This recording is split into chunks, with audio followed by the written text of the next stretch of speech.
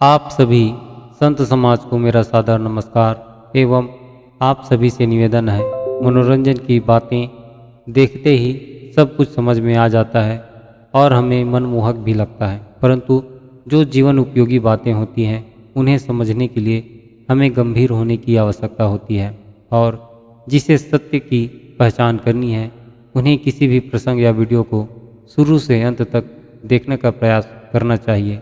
हो सकता है कुछ ज़रूरी बातें शुरुआत में कही जाती हैं और कुछ बातें वीडियो के अंत में कही गई होती हैं, और जब तक पूरा वीडियो गंभीरता से न देखा जाए सरलता से समझ में नहीं आता है। जो भी आप देखते हैं एवं सुनते हैं उसके पीछे दो कारण होते हैं।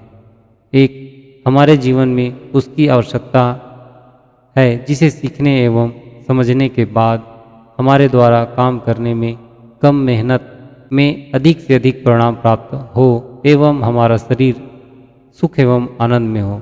और दूसरा, मनोरंजन के लिए कि हमारा समय कट नहीं रहा इसलिए सुन लिया जाए। परंतु दोनों ही सूरतों में नॉलेज हमारे मस्तिष्क की गहराइयों में प्रवेश करता है और यह नॉलेज भविष्य में अमिट संस्कार के रूप में संग्रहित होते रहते हैं। इस तथ्य को आप हल्के में नहीं ले सकते।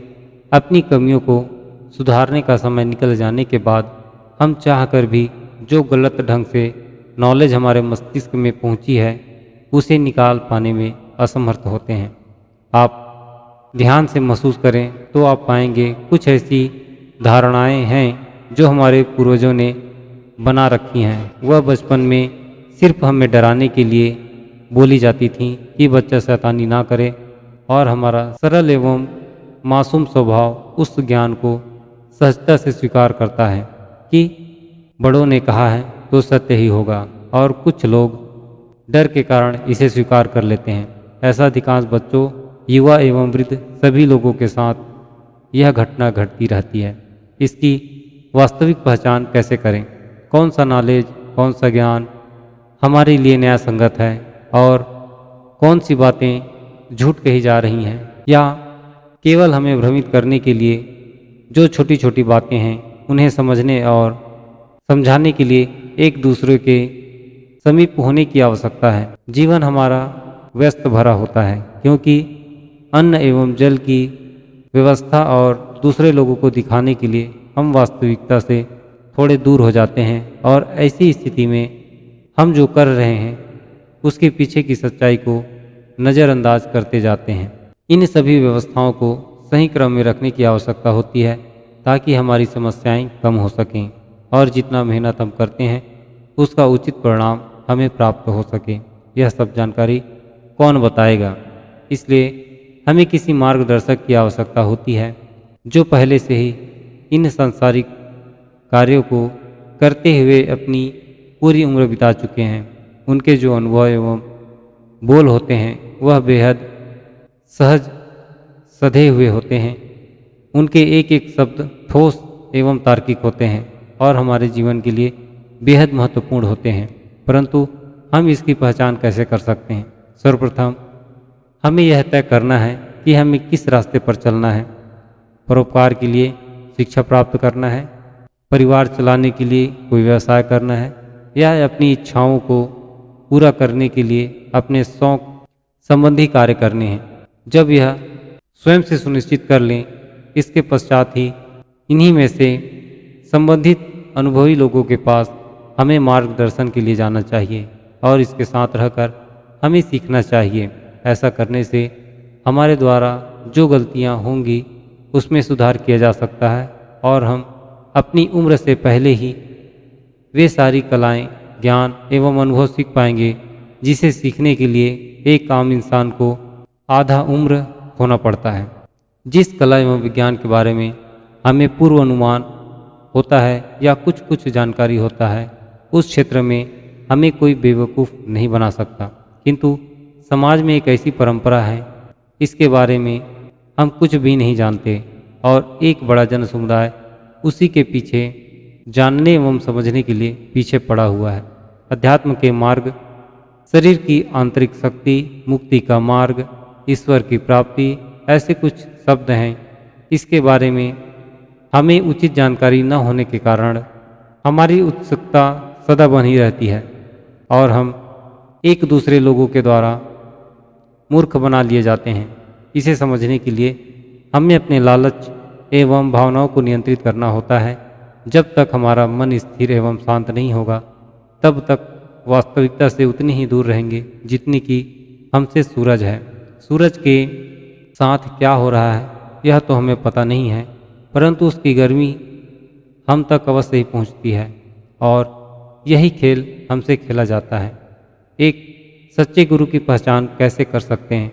यदि कोई व्यक्ति के पास हम जाते हैं और हमें समझाने के लिए प्रत्येक विषय वस्तु के वास्तविक तथ्य अच्छे और बुरे दोनों की पहचान हमारे सामने स्पष्ट रखता है, तो समझ सकते हैं कि वह एक अनुभवी व्यक्ति है और इसके अनुसरण करने से हमें अवश्य ही लाभ होगा। मान लो हम किसी आध्यात्मिक गुरु के पास जाते हैं तो वहाँ से हमें क्या प्राप्त करने की उम्मीद रहती है? यही कि हमें अपने वास्तविक जीवन से अवगत हों और हमारे भौतिक ज्ञान से उठकर कुछ ऐसे अनुभव प्राप्त हों जिसे सांसारिक जीवन में अनुभव नहीं किया जा सकता। और हमें सांसारिक बातों में ही गोल गोल बातें सुनाकर हमें भ्रमित किया जाता है। यदि हम पहले से आंख बंद कर लेते हैं तो हम बेवकूफ़ बन जाते हैं, और यदि हम कुछ तर्कपूर्ण बातें करते हैं तो हम स्वयं को ठगने से बचा सकते हैं। और ऐसे लोगों के चरित्र को समझ लेना चाहिए। इसके बाद यह सुनिश्चित करें कि जो ज्ञान की तलाश हमें है वह इसके पास नहीं है। जिसकी तलाश हम में आए हैं अपने सूझबूझ का इस्तेमाल करें और तुरंत वहाँ से निकल जाएं। किसी ज्ञान मार्गी गुरु के पास जाते हैं तो उसके वास्तविक स्थिति को पूर्ण रूप से जांच परख कर लेनी चाहिए, जैसे कि उसकी जीवन शैली कैसी है, उसकी आर्थिक स्थिति पहले कैसी थी और अब कैसी है। यदि वह दिखावे की ज़िंदगी जी रहा है और यह कार्य कई वर्षों से कर रहा है क्योंकि वह पहले गरीब था और अब उसके पास घर, जमीन, नौकर, चाकर सभी हैं, तो समझ लें यह लोगों को मूर्ख बनाता है और उनसे अधिक दान दक्षिणा लेकर अपने स्वार्थ पूरा कर रहा है।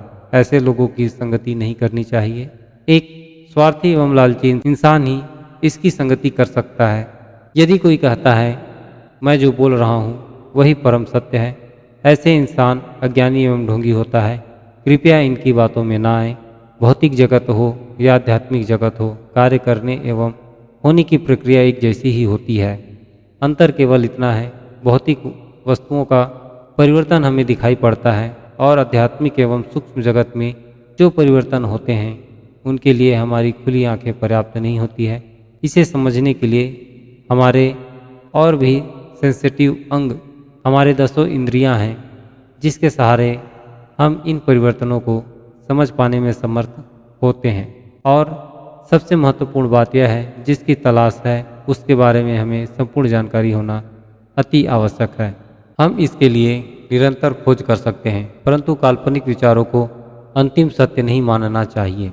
यदि कोई इंसान स्वयं को श्रेष्ठ विद्वान ब्रह्मज्ञानी कहता यह कहलवाता है तो कम से कम यह सुनिश्चित कर लेना चाहिए जो शब्द उनके द्वारा कहे जा रहे हैं कम से कम उनका 5% हिस्सा स्वयं करके दिखाए। तभी स्पष्ट माना जाएगा कि उसकी भक्ति में कितनी शक्ति है। और ऐसे ही बार बार परीक्षण करने के पश्चात ही इसका अनुसरण करें, तभी हमारा संपूर्ण कल्याण संभव है। और जो व्यक्ति ऐसा कहता है इस नाम का जाप करो, ऐसे ध्यान करो, ऐसे नित्य कर्म करो, धीरे धीरे तुम्हारे पाप कटते जाएंगे, तुम्हें दुख भी होंगे तो भी सहना पड़ेगा और इसका फल तुम्हारे मरने के पश्चात परलोक में प्राप्त होगा और कुछ फल तुम्हारे संतानों को प्राप्त होगी, तुम्हारे पूर्वजों को प्राप्त होगा।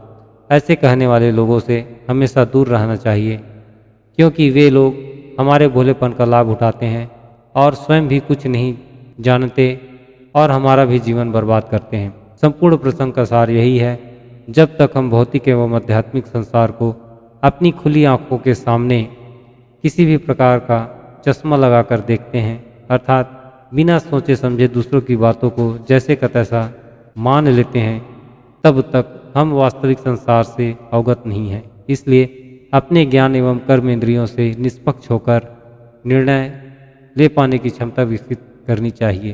तभी हमारा संपूर्ण विकास सुनिश्चित होगा। चाहे हमारे पास कितनी ही संपत्ति क्यों न हो, परंतु अपने नित्य कर्म हमें स्वयं करने पड़ते हैं। यह जीवन का वास्तविक सत्य है। यह प्रसंग आपके बेहतर भविष्य के लिए एक मार्गदर्शक के रूप में सहायक सिद्ध होगी।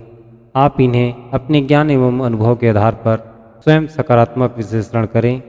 जो आपको जरूरी एवं सही लगे उसे स्वीकार करें और जो समझ में ना आए उसे छोड़ दें। इसके पश्चात ही अनुसरण करें। आप पाएंगे जो बदलाव आपके साथ होगा वह बेहद आश्चर्यजनक होगा।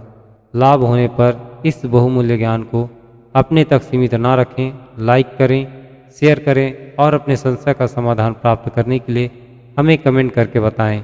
और ऐसे ही प्रेरणादायक प्रसंग को सुनने के लिए इस चैनल को अवश्य सब्सक्राइब करें। आज के लिए बस इतना ही। आशा करता हूँ एक महत्वपूर्ण ज्ञानवर्धक प्रसंग के साथ अति शीघ्र पुनः मुलाकात होगी। हमारे द्वारा कही गई संपूर्ण प्रसंग को ध्यानपूर्वक सुनने के लिए आप सभी का एक बार फिर से बहुत बहुत धन्यवाद। सच्चिदानंद सोहम सतनाम साहिब परम पिता परमेश्वर आपके एवं पूरे परिवार को सुख शांति प्रदान करें।